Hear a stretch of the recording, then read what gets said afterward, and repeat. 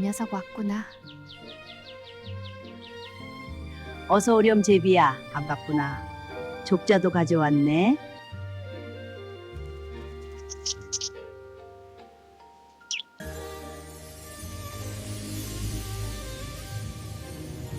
야단 물고 온 제비가 전해주는 재미있는 이야기를 시작합니다.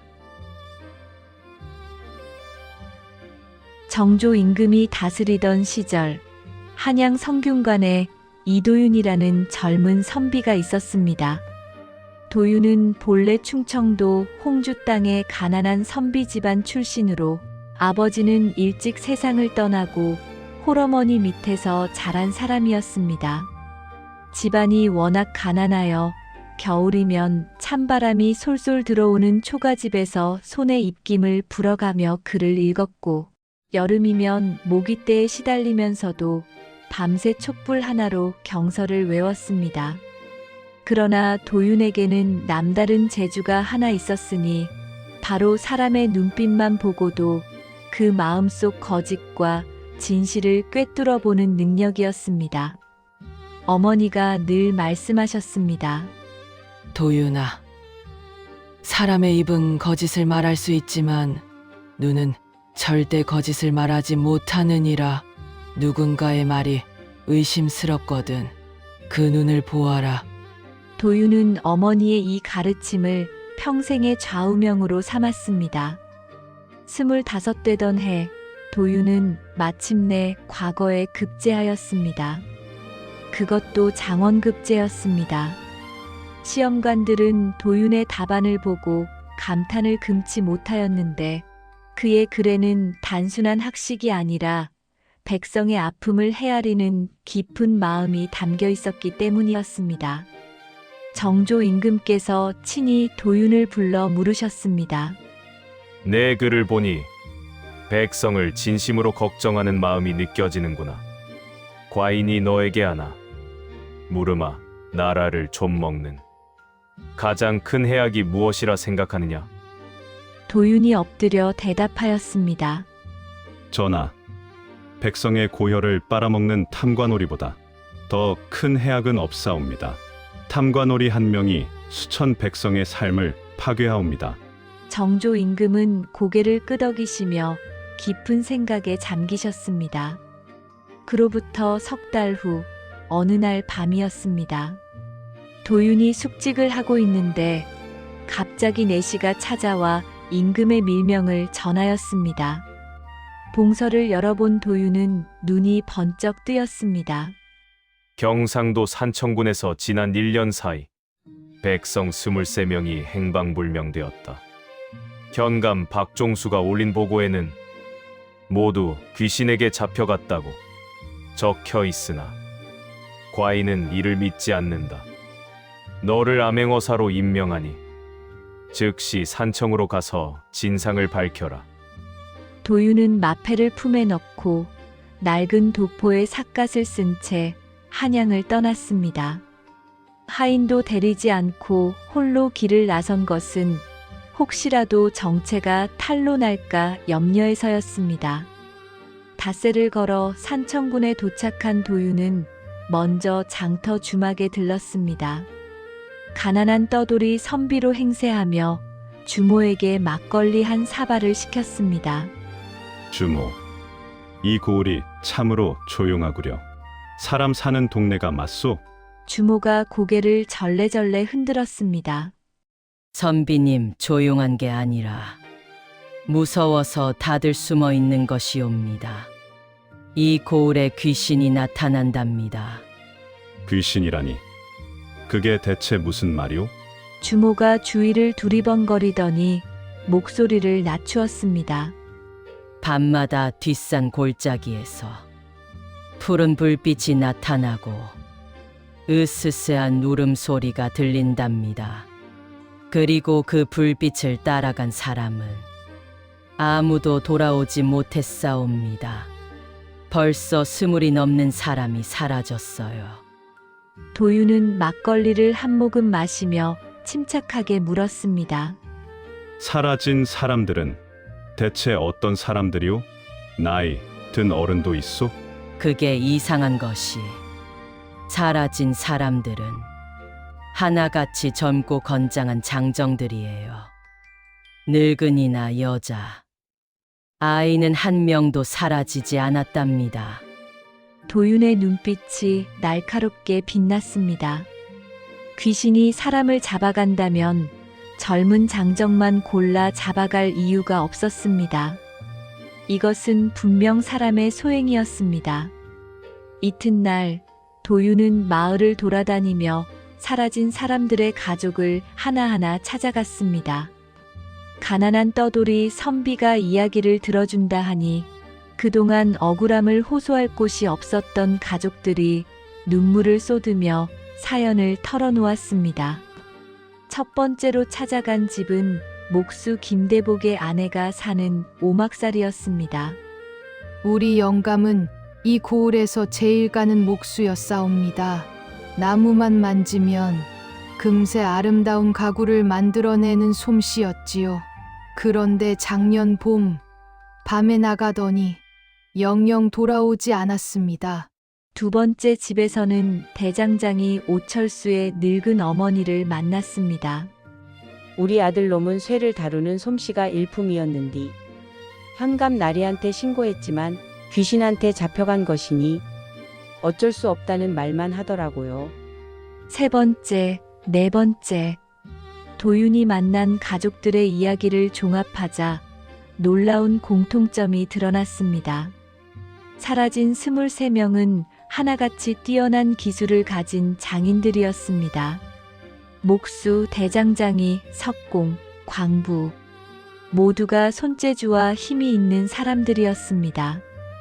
이건 분명 누군가가 숙련된 장인들을 의도적으로 납치한 것이다. 도윤은 확신을 갖게 되었습니다.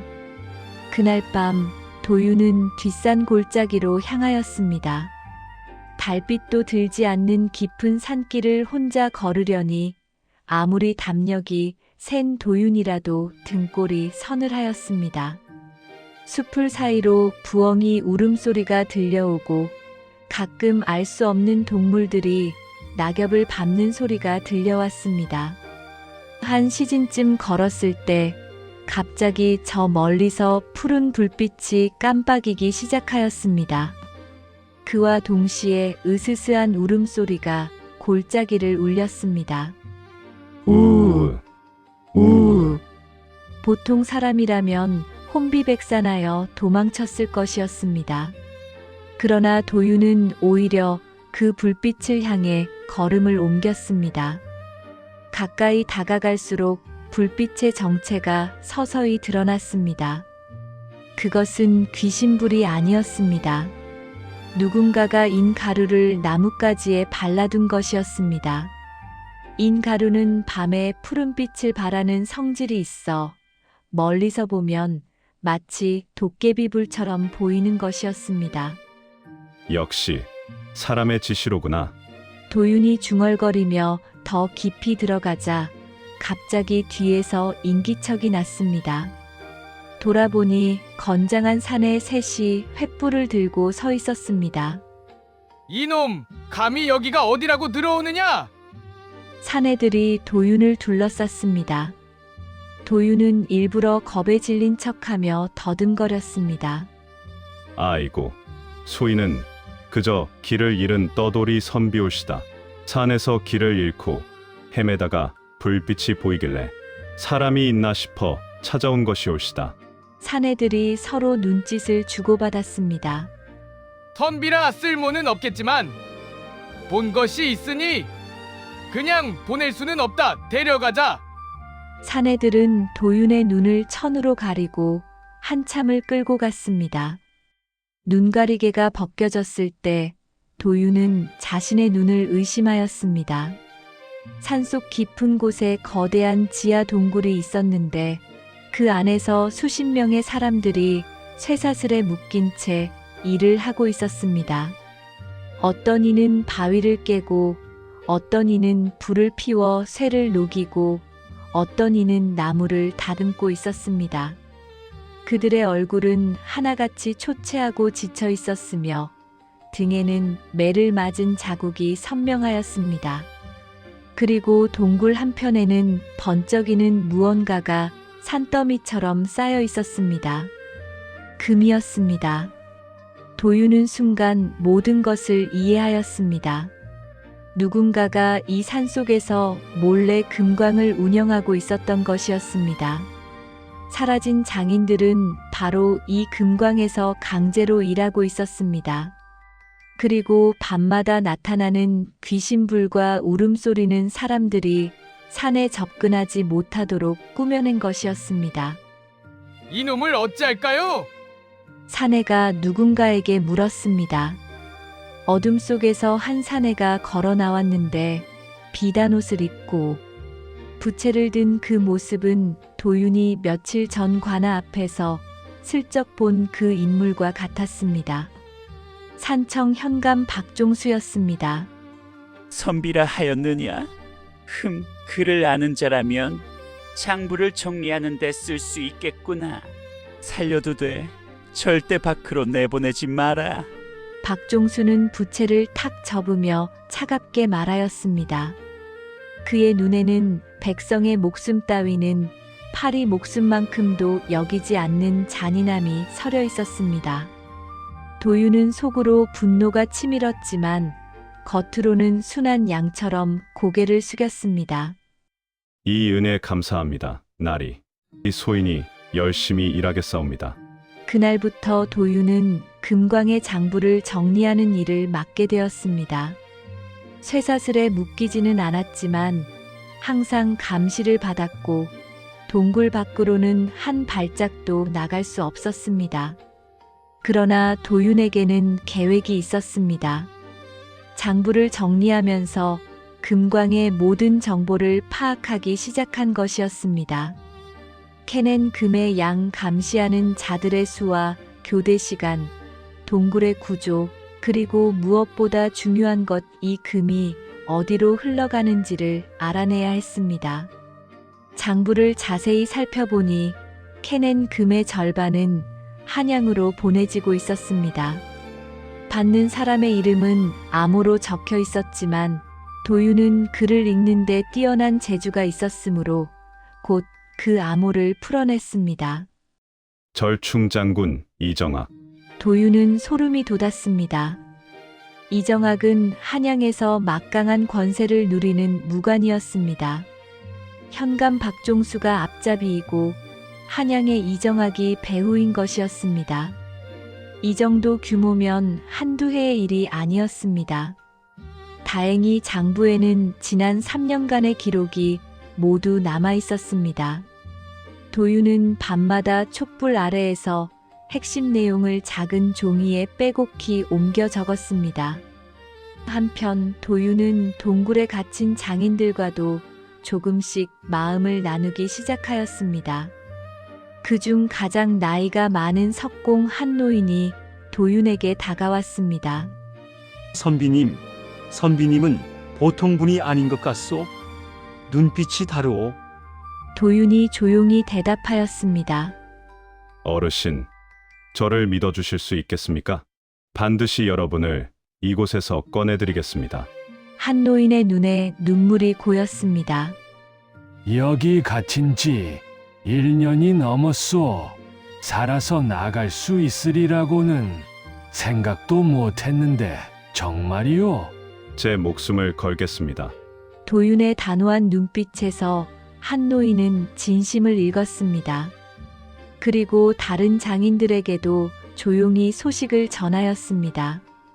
도윤은 탈출 계획을 세우기 시작하였습니다. 동굴의 구조를 파악한 결과 뒤쪽에 좁은 환기구가 하나 있다는 것을 알게 되었습니다.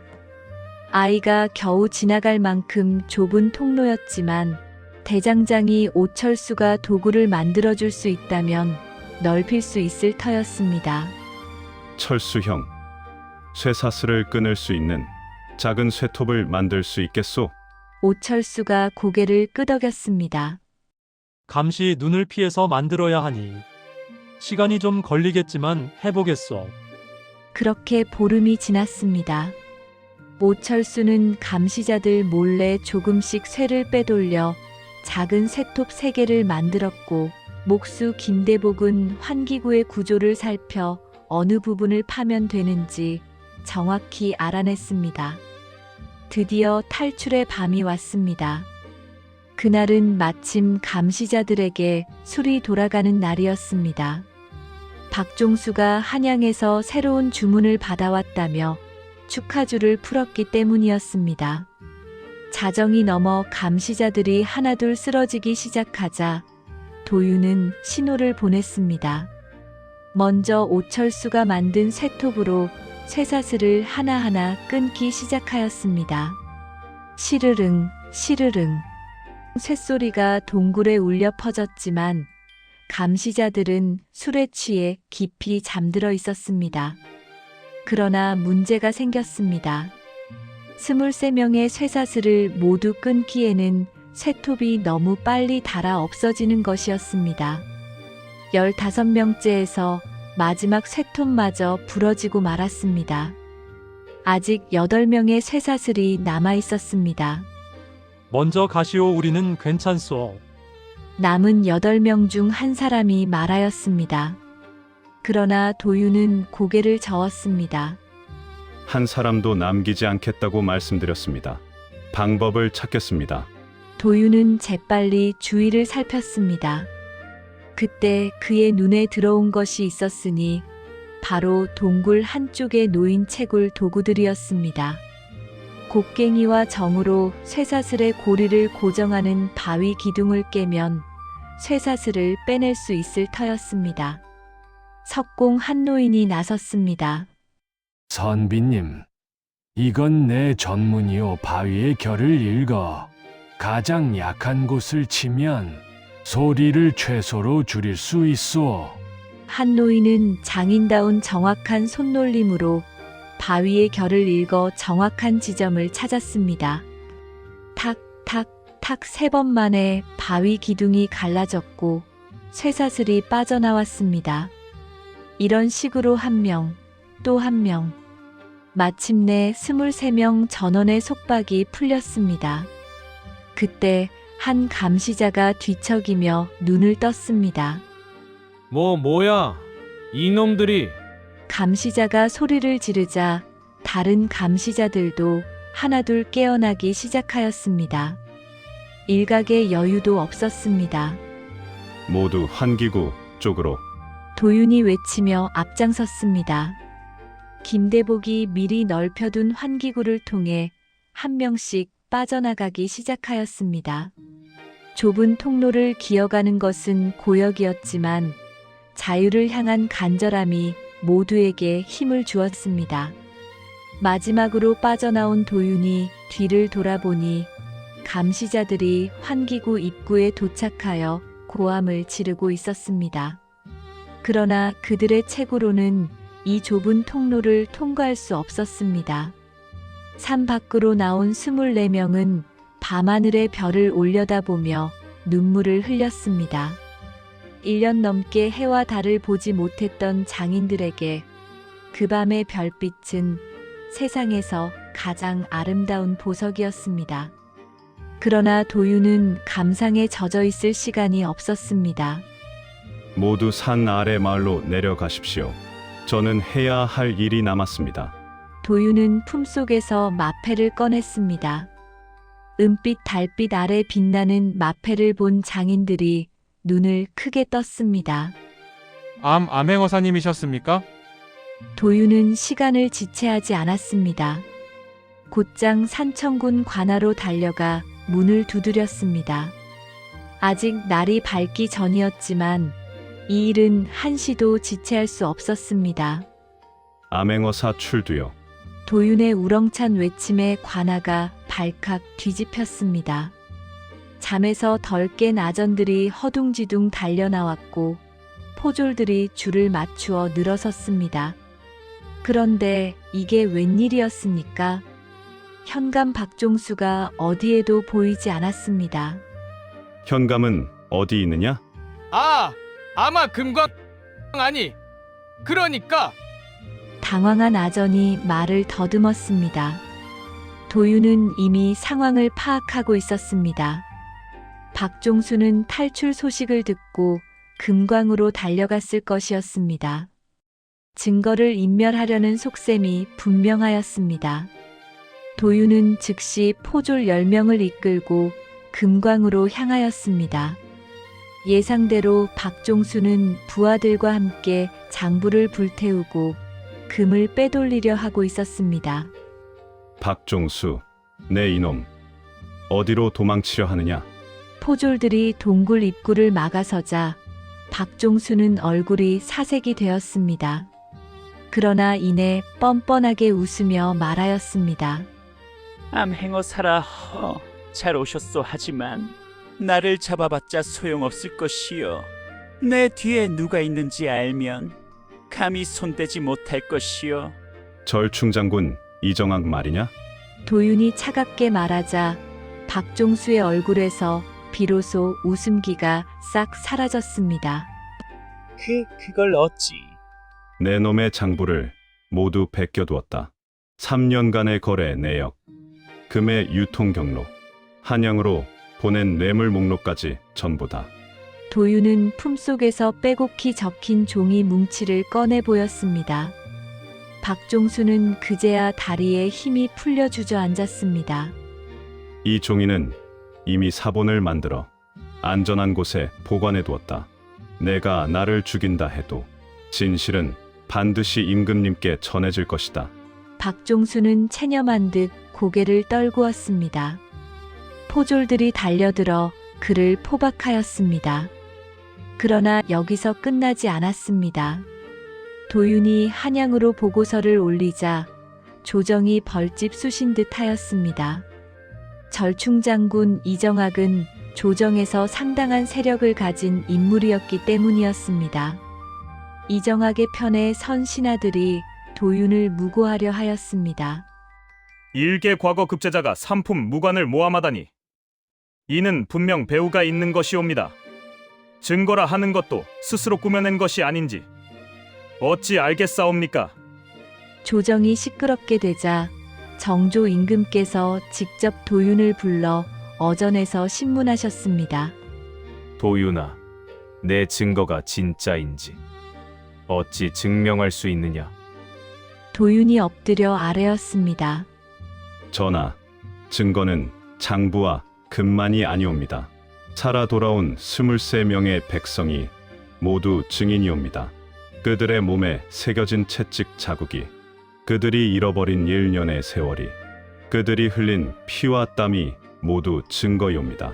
그리고 도윤은 결정적인 한 수를 두었습니다. 또한 전하께 한 가지 청을 드리겠사옵니다. 이정학 장군의 저택을 수색해 주시옵소서.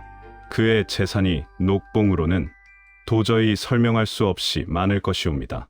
정조 임금은 즉시 금이영에 명하여 이정학의 저택을 수색하게 하였습니다.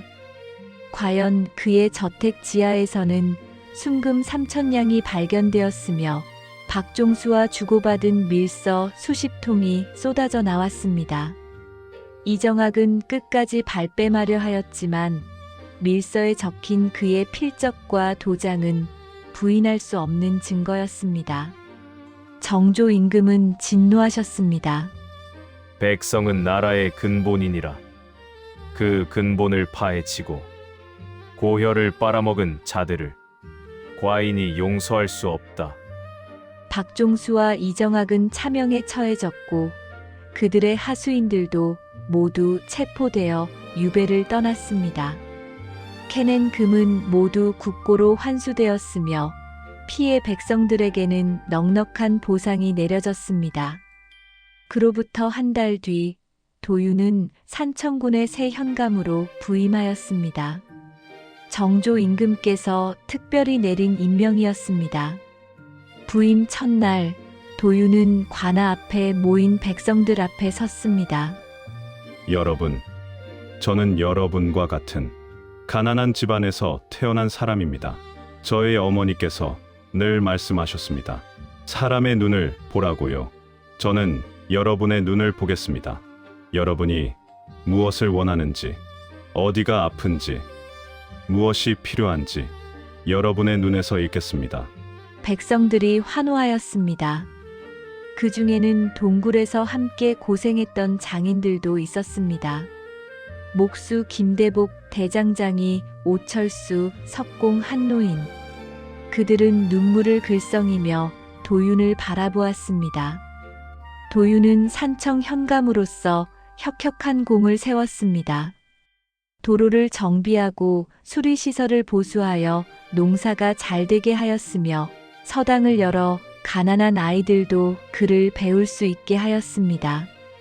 그가 다스리는 3년 동안 산청군은 경상도에서 가장 살기 좋은 고을이 되었습니다. 특히 도윤이 심혈을 기울인 것은 장인들의 대우를 높이는 일이었습니다. 그는 이렇게 말하였습니다. 글을 읽는 것만이 능사가 아닙니다. 나무를 다루고 쇠를 벼리고 돌을 쪼는 것도 모두 귀한 학문입니다. 손으로 무언가를 만들어내는 사람이야말로 나라의 기둥입니다. 이 말은 당시로서는 매우 파격적인 것이었습니다. 산홍공상의 엄격한 신분 질서 속에서 장인을 학자와 같은 반열에 놓다니 일부 양반들은 눈살을 찌푸리기도 하였습니다.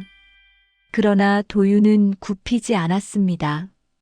그의 선정에 감동을 받은 장인들은 힘을 합쳐 관아 앞에 선정비를 세웠습니다. 김대복이 나무틀을 만들고 오철수가 쇠못을 박고 한노인이 돌에 글씨를 새겼습니다. 세 장인이 합심하여 만든 그 선정비는 세상에서 가장 아름다운 비석이었다고 전해집니다. 비석에는 이런 글귀가 새겨져 있었습니다. 백성의 눈물을 닦아주고 백성의 손을 잡아주고 백성의 곁에 서 주신 목민관 이도윤 현감의 은덕을 영원히 잊지 않겠나이다. 훗날 정조 임금께서 도윤을 다시 한양으로 불러 물으셨습니다. 도윤아, 산청에서의 3년을 돌아보니 어떠하냐? 도윤이 대답하였습니다. 전하, 산청에서 배운 것이 성균관 10년보다 많았사옵니다. 오, 그것이 무엇이냐? 책에서는 민의방본이라, 즉 백성이 나라의 근본이라 배웠사옵니다. 그러나 진정한 뜻은 책이 아니라 백성들의 삶 속에서 깨달았사옵니다. 굶주린 아이의 눈물에서, 병든 노인의 한숨에서, 억울하게 끌려간 장인의 분노에서 깨달았사옵니다. 백성이 근본이라 함은 곧 백성의 아픔이 곧 나라의 아픔이라는 뜻이옵니다. 정조 임금은 깊이 감동하여 고개를 끄덕이셨습니다. 그렇다. 과인도 늘 그렇게 생각하여 왔느니라. 너 같은 신하가 10명만 되어도 이 나라에 굶주리는 백성이 없을 터인데. 임금은 도윤을 정삼품 대사관에 임명하였습니다. 대사관은 임금에게 직언할 수 있는 자리로 부정부패를 감시하는 중요한 직책이었습니다. 도윤은 대사관으로서도 초심을 잃지 않았습니다. 권세 있는 자가 백성을 괴롭히면 지위고하를 막론하고 탄핵하였고, 억울한 백성이 있으면 직접 나서서 원통함을 풀어주었습니다. 사람들은 그를 이렇게 불렀습니다. 귀신 잡는 암행어사. 귀신의 탈을 쓰고 백성을 해치는 자들, 귀신보다 더 무서운 탐관 오리들을 잡아내는 그야말로 귀신 잡는 사람이었기 때문이었습니다. 이 이야기는 우리에게 여러 가지 교훈을 전해줍니다. 첫째, 진실은 반드시 밝혀집니다. 아무리 교묘하게 감추어도 거짓은 결국 드러나게 되어 있습니다. 박종수와 이정학이 귀신을 핑계로 악행을 감추었지만 한 사람의 용기와 지혜 앞에 진실이 세상에 드러났습니다. 둘째, 진정한 용기는 힘이 아니라 마음에서 나옵니다. 도윤은 무예가 뛰어난 장수가 아니었습니다. 그러나 백성을 향한 진심과 정의를 향한 굳은 의지가 그에게 누구보다 큰 용기를 주었습니다. 셋째, 사람의 가치는 신분이 아니라 능력과 인격으로 결정됩니다. 도윤이 장인들의 재주를 높이 평가한 것처럼 우리도 직업의 귀천이 아니라 그 일에 담긴 정성과 노력을 존중해야 합니다. 넷째, 혼자서는 할 수 없는 일도 함께하면 가능합니다. 도윤이 장인들과 힘을 합쳐 탈출에 성공한 것처럼 어려운 일일수록 서로 믿고 협력하는 것이 중요합니다. 옛사람들은 이 이야기를 전하며 이렇게 덧붙였다 합니다. 세상에 진짜 무서운 귀신은 사람의 탐욕이요. 진짜 귀한 보물은 사람의 마음이니라. 야단 물고 온 제비가 전해준 이야기가 재미있으셨나요? 더 재미있는 이야기를 만들 수 있도록 좋아요를 눌러주시고 구독도 부탁드립니다. 감사합니다.